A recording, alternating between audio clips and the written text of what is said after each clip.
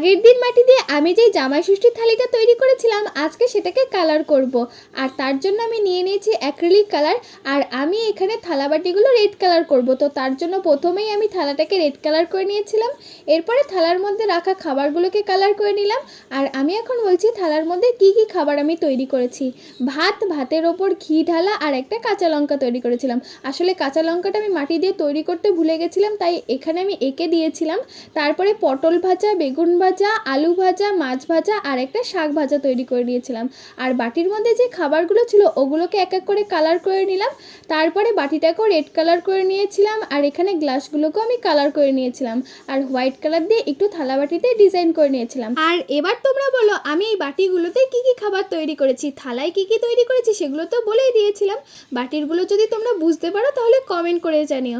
আর এই জামাই ষষ্ঠীর স্পেশাল থালিটা তোমাদের কেমন লাগলো বলো। আর কালার করার আগে বেশি ভালো লাগছিল না কালার করার পরে বেশি ভালো লাগছে সেটাও জানিও। আজ আসি, সকলকে টাটা।